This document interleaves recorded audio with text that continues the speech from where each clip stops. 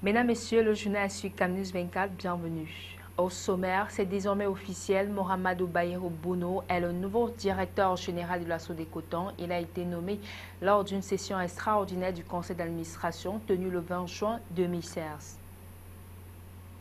Une fois de plus, bienvenue au journal. Une nouvelle page s'ouvre à la Société de développement du coton du Cameroun. La nouvelle de la nomination du nouveau directeur est tombée lundi 20 juin à l'issue d'une session extraordinaire du conseil d'administration. Bayero Mohamedou Bouno, qui tiendra désormais les rênes, succède ainsi à Abdoul Namba, qui lui laisse une société au bord du gouffre. Sonia Mafoussi. Bayero Mohamedou Bouno est le nouveau visage de la Société de développement du coton du Cameroun, Sodecotong. Le nouveau patron de cette entreprise parapublique était jusqu'ici chargé de programmes de développement rural et environnement dans les services de l'ordonnateur national du Fonds européen de développement FED. Par ailleurs, ex-chef de région de la société dont il a désormais la charge. Cette désignation est l'une des étapes, sinon la principale, de l'opération de sauvetage de ce fleuron de l'industrie agricole et cotonnière du Cameroun, lancée par l'État, également actionnaire majoritaire. Bayero Mohamedou Bouno, installé par le ministre de l'Agriculture et du Développement rural, Henri Ebeaïssi, hérite ainsi d'une entreprise au bord du précipice, minée notamment par une crise de confiance vis-à-vis de ses partenaires financiers, que sont les banques et autres partenaires au développement, mais également avec les producteurs qui réclament plusieurs mois d'impayés. À ce jour, la Sodecotong comptabilise des pertes de près de 30 milliards de francs CFA enregistrées pendant l'exercice 2014-2015, état de choses plutôt surprenant au vu des prévisions optimistes en 2014 qui avaient poussé l'entreprise à diversifier ses activités pour se prémunir contre la conjoncture internationale pas toujours favorable autour du coton. On prévoyait alors de produire 260 000 tonnes de coton graines et 16 000 tonnes de soja sur ces installations en 2015, partant d'une production de 249 000 tonnes et 1600 tonnes en 2012. Le capital de la société avait quintuplé, passant de 4,529 milliards à 23,643 milliards de francs CFA. Mais le processus est enrayé et plusieurs facteurs ont conduit la Sodecotong au bord du gouffre en 2 années seulement, au rang desquelles les batailles entre les actionnaires pour le contrôle de l'entreprise, conduisant à l'absence de maintenance de l'outil de production et le non-recyclage des personnels. D'autres facteurs extérieurs sont évoqués, notamment l'effondrement des cours du pétrole sur le marché mondial, les arrivées prématurées des pluies qui ont détérioré une quantité considérable du coton graine, les difficultés de transport du coton des zones de production aux usines d'égrenage, le déficit en énergie électrique, la vétusté de certains équipements, la baisse du niveau de production dans certains bassins, consécutive à l'insécurité causée par Boko Haram dans l'extrême nord. Outre la nomination d'un nouveau directeur général, des voix s'élèvent en entreprise pour réclamer la mise à niveau et la reformation de l'outil de production. Il est évoqué un remplacement pur et simple de son huilerie avec à la clé un montant de 50 milliards de francs CFA nécessaire pour enflouer l'entreprise. Voilà donc les défis pour le moins difficiles qui attendent le nouveau directeur de cette entreprise parapublique. Et pour y arriver, il devra établir un climat de confiance et de collaboration avec les différents partenaires de la Sodecotong que sont les banques, les organisations de paysans, les fournisseurs. Il faudra ensuite procéder dans les meilleurs délais à un audit interne pour faire l'état des lieux de la société dans une optique de redressement et de relance des activités, remobiliser, responsabiliser l'ensemble du personnel de la société et veiller à l'effectivité des mécanismes de contrôle permanent et enfin prendre toutes mesures d'urgence nécessaires pour la bonne exécution des principales activités de la société. Atelier d'évaluation finale des plans d'action régionaux 2015-2016 et renforcement des capacités des acteurs régionaux de la mise en œuvre de la stratégie nationale de lutte contre la corruption. Les travaux dans le littoral se sont ouverts ce 21 juin 2016 à Douala. La cérémonie qui, avec pour cadre la salle de banquet des services du gouverneur, était présidée par le représentant du gouverneur en présence du représentant du président de la CONAC. Le reportage d'Éric Tucheux et Benoît Dormont. Malgré l'existence de la CONAC avec ses multiples actions et l'élaboration du plan d'action de lutte contre la corruption dans le littoral en 2012, la corruption reste persistante. Elle est indiquée comme la cause du retard de développement observé avec l'abandon des chantiers publics, le faible taux de consommation du budget d'investissement public, entre autres, au détriment des populations qui, pour la plupart, n'ont plus foi à la lutte contre la corruption. Conscient de cette injustice faite au peuple, chef d'État s'est personnellement engagé à assainir les mœurs publiques en traquant sans merci la corruption sous toutes ses formes et où qu'elle se trouve. Ainsi, chacun de nous, hommes, femmes, enfants, jeunes et moins jeunes, devons soutenir cette action de salubrité publique engagée par les pouvoirs publics camerounais. La CONAC, quant à elle, a élaboré la stratégie nationale de lutte contre la corruption, validée par le gouvernement et les partenaires techniques et financiers le 8 février 2011, afin d'accompagner les efforts du chef de l'État. Durant 5 jours, les acteurs départementaux et régionaux de la stratégie nationale de lutte contre la corruption pour le littoral en travaux à la salle des banquets des services du gouverneur vont s'atteler dans un premier temps à l'évaluation finale des plans d'action régionale des activités menées et les résultats obtenus entre 2015 et 2016. Il sera également question de renforcer leurs capacités sur les mécanismes de mise en œuvre et de suivi-évaluation endogène. Les couloirs de la justice à présent, le tribunal criminel spécial, l'audience de Polycap Abba et autres Gervais Mendozé a été renvoyé au 11 et 12 juin prochain. L'ancien ministre des Finances malade et l'ex-directeur de la CRTV n'ont pas pu assister à l'audience de ce mardi 21 juin 2016 au tribunal criminel spécial. L'audience a été renvoyée les 11 et 12 juin prochains. Le compte rendu dans cet élément.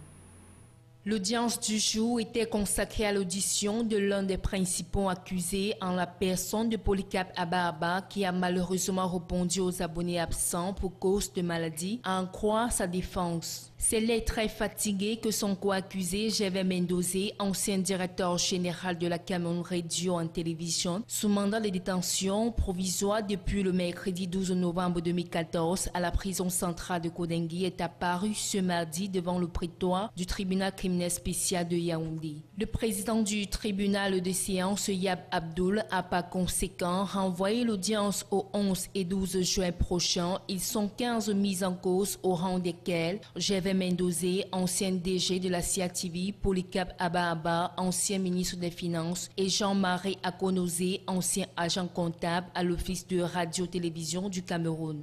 Notons aussi des décédés que sont Évariste Etogo Bézélé, ancien trésorier payeur général de Yaoundé, et Alima Priso. Sur ce banc des accusés, 2 dames en cavale, à savoir Elisabeth Mongoré, ancienne responsable des finances à la CRTV, et Méloné Né Enam Patricia, ex-responsable à la CMCA Agence.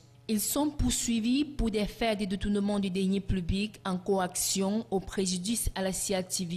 Un détournement, d'après l'accusation, évalué à près de 15 milliards dans le cadre du volet 1 de cette affaire.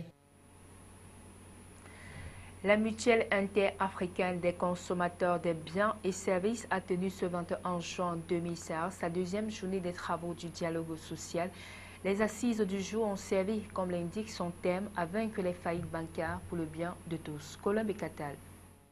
Pour la deuxième journée de ces travaux portant sur les banques, la microfinance et leurs clients, la mutuelle interafricaine des consommateurs des biens et services s'est penchée ce 21 juin 2016 sur l'urgence de vaincre les faillites bancaires pour un accès au travail pour tous. Dans un contexte où l'on ne s'est pas encore remis du choc de Cofinex, il était propice, selon Pierre Monkam, auditeur bancaire, de porter à l'attention du public une lumière sur l'urgence, entre autres, d'une chambre de compensation.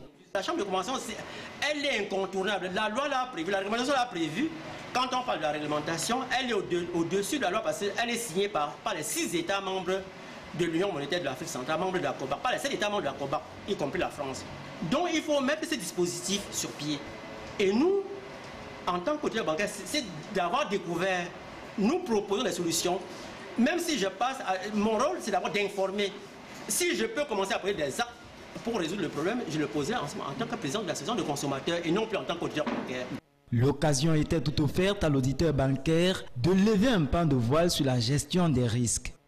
La gestion d'un risque voudrait que elle doit avoir la gestion un aspect curatif et un aspect préventif. Sur l'aspect curatif, les victimes des faillites bancaires doivent être restaurées dans tous leurs droits. Et nous avons choisi un cas qui pour nous est symptomatique de tout ce que les banques ont enduré. La faillite de Cofines. Tout ce que vous trouvez dans la faillite de Cofines, vous le trouvez ailleurs. La COBARC, nous accusons la COBARC d'avoir été négligente. Elle n'a pas été négligente seulement à Cofines, elle a été négligente dans toutes les banques. Pour Pierre Nokam, il convient de se défaire de toutes les ondes de crainte autour des microfinances en dépit du goût amer qu'ont laissé par le passé quelques-unes d'entre elles. La microfinance, c'est la banque du pauvre. La microfinance, c'est notre banque. Les banques classiques sont des banques coloniales qu'il faut décoloniser. Mais ce qui ne va pas, il nous faut nous asseoir et voir ce qui ne va pas. Le rendez-vous pour la 3e journée est pris pour le 5 juillet prochain. Santé, les enjeux de la lutte contre les faux médicaments et les ventes illicites en Afrique centrale. C'est sur ce thème que s'est ouvert ce 21 juin 2016 à Douala la rencontre des ministres de la Santé des pays membres de la CEMAC, une initiative de l'OCRC, l'Organisation de coordination pour la lutte contre les endémies en Afrique centrale. Justice Totom et Benoît Dormont. La vente illicite des médicaments provoque des ravages. En 2008, 100 bébés décèdent au Nigeria des suites de l'absorption d'un faux sirop de paracétamol. En mai 2013, une publication des Nations Unies déclare que 700 000 décès ont lieu dans le monde chaque année à cause des faux antituberculeux et paludiques. Toujours en 2013, un journal américain déclare 120 000 décès d'enfants par de faux antipaludéens en terre africaine. Ces échantillons de statistiques donnés par le représentant de l'Organisation mondiale de la santé à cette conférence font état d'une croissance du taux de mortalité dans le monde à cause des faux médicaments. La sous-région Afrique centrale n'étant pas épargnée, il faut agir. Le problème illicite des médicaments, c'est un problème que nous connaissons. Je crois que vous qui êtes ici, vous avez acheté, je crois. Si vous avez acheté, ce n'est pas bon. Donc il faut détruire les médicaments faussement étiquetés en dehors des officines et pour permettre une bonne santé de nos populations. Vous avez suivi ce que l'OMS a déclaré. Ça, c'est inacceptable que nous puissions avoir des morts à cause des médicaments falsifiés. C'est pas bien. Au-delà de cet aspect social, le commerce des médicaments falsifiés ou faussement étiquetés constitue un triple crime. Crime de sang, crime économique, crime contre les efforts de la science. Sur le plan économique, le trafic de faux médicaments génère des rendements 20 à 45 fois supérieurs à celui de la drogue, avec des mécanismes de répression moins contraignants. Alors donc, pour remettre les choses en ordre, les États de la sous-région qui ont déjà des engagements devraient pouvoir mettre en place des législations et politiques nationales et énergétiques et une collaboration inter-États renforcée pour la réduction, voire l'éradication de cette gangrène sociale. Nous sommes en juin, mois du jeûne de Ramadan. L'exécutif communal de l'arrondissement de Douala 2e a saisi l'opportunité pour remettre aux différents groupes et associations musulmans de sa circonscription des dons en denrées de première nécessité pour les accompagner dans cette période de piété et de prière. La cérémonie qui avait pour cadre l'esplanade de la mairie de Douala 2e était présidée par Madame le maire de cette municipalité, Denis Fampo. Reportage Éric Ticheux et Benoît Dormont. Ce don de l'exécutif communal aux fidèles de Allah était constitué de sacs de riz, paquets de sucre et autres bouteilles d'huile végétale. Des denrées de première nécessité très prisées et sollicitées en cette période où les fidèles musulmanes observent l'un des piliers de l'islam, celui du jeûne de Ramadan. Les bénéficiaires étaient des hommes et femmes regroupés en associations ainsi que les imams. L'arrondissement de Douala 2e est la terre d'accueil de la plus grande communauté musulmane dans le département du Vori. Pour Maître Denise Fampo, maire de la commune de Douala 2e, cette action est devenue plus qu'une tradition pour l'exécutif communal car en cette période de piété et de prière, les fidèles musulmanes prient pour la paix au Cameroun, raison pour laquelle ils doivent être accompagnés. Il faut rappeler que le jeûne de Ramadan est l'un des piliers de l'islam, une obligation culturelle que tous les musulmans et tous les musulmanes remplissant les conditions requises doivent accomplir durant le 9e mois lunaire hégirien représentant le mois de Ramadan. La page étrangère, c'est avec l'AFP. Les syndicats opposés à la loi travail ont finalement obtenu le droit de manifester jeudi à Paris sur un parcours proposé par le ministre de l'Intérieur. Le défilé débutera place de la Bastille pour se terminer au bassin de l'Arsenal. C'était le point d'orgue de la campagne du référendum sur la place du Royaume-Uni dans l'Union européenne. Hier soir, Boris Johnson, ancien maire conservateur de Londres, pro-Brexit, affrontait son successeur à la mairie, pro-européen, Sadiq Khan. Devant 6000 personnes et en direct à la télévision, les deux hommes ont tenté de convaincre les derniers indécis, alors que les sondages les donnent au coude à coude. Verdict ce jeudi dans les urnes. Coup de tonnerre à l'Euro. La Croatie a créé la sensation hier en renversant l'Espagne, tenante du titre 2-1.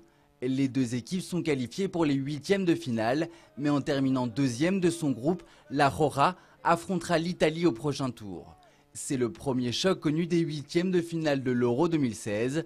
Dans les autres matchs de la soirée, l'Allemagne, l'Irlande du Nord et la Pologne se sont elles aussi qualifiées.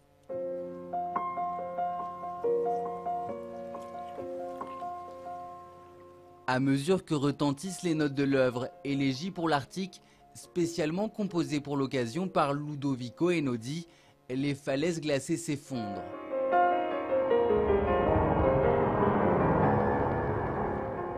En organisant un récital dans l'archipel norvégien du Svalbard, Greenpeace et le célèbre pianiste italien veulent faire de la protection de l'Arctique une priorité.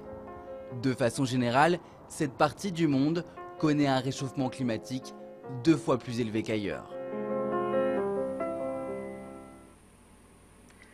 C'est ici que se referme cette édition d'information sur Canal 24. Merci de votre fidélité.